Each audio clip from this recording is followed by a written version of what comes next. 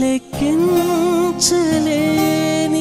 స్తోత్రముల్ దేవా ఎల్లప్పుడూ నే పాడెదను. Praise the lord. దేవునికి మహిమ కలుగును గాక. అందరూ బాగున్నారా? ఈరోజు దేవుడు మనకి ఇచ్చిన వాగ్దానము రండి కలిసి ధ్యానించుకుందాం. ఇర్మీయా గ్రంథము 30వ అధ్యాయము 17వ వచనము. అయితే నేను నీకు ఆరోగ్యము కలుగజేసేదను, నీ గాయములు మాన్పెదను, ఇదే యెహోవా వాక్కు. ప్రియమైన దేవుని బిడ్డలారా, నేటి సమాజంలో అనేకులు ఎన్నో రోగములతో బాధపడుచు చాలా కాలముగా మంచంలో ఉండి ఆరోగ్యం కొరకు ఎదురు చూస్తున్నారు.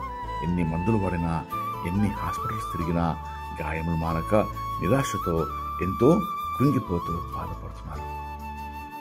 శారీరకంగా మానసికంగా బాధపడుతూ దిగులు పడుచు అనేకమైన సమస్యలతో కుంగుతులతో మన చుట్టూ అనేకులను మనము గమనిస్తున్నాము.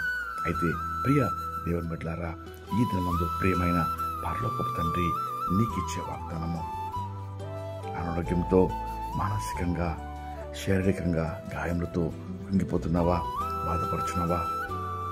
నన్ను ఆశ్రయించు, నేను నిన్ను సంపూర్ణంగా ముట్టి బాగు చేసి ఆరోగ్యవంతునిగా చేసేదను అని దేవుని వాక్యం సెలవిస్తుండగా రండి ఈ వాగ్దానము పొందుకుంటకు కలిసి ప్రార్థన చేసుకుందాం.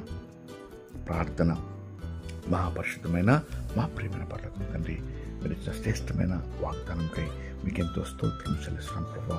ఈ దినమందు ప్రార్థనలో ఏకీపించిన ప్రతి ఒక్కరిని ప్రభా, ఎటువంటి అనారోగ్య సమస్యలతో బాధపడుచున్నారో, ఎటువంటి గాయములతో ప్రభా ఈ బిడ్డలు కృంగిపోతూ ఉన్నారో, ఆయన హృదయపూర్వకంగా ప్రార్థన చేస్తూ ఏకీవించి ఆయన నీ సన్నిధిలో ప్రభా మొరపెడిచి ఉన్నారో ప్రతి ఒక్కరిని తాకండి, ముట్టి బాగు చేసి బలపరిచి లేవనెత్తమని వేడుకొంచడం ప్రభా.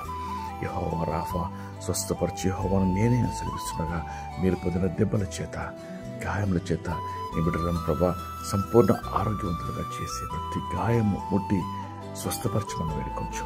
మీకే సమస్త మహిమ చెల్లిస్తూ యేసుక్రీస్తు నామములో వేడుకొంచు ప్రార్థిస్తున్నాను తండ్రి. ఆమేన్. దేవుడు మిమ్మల్ని దీవించును గాక.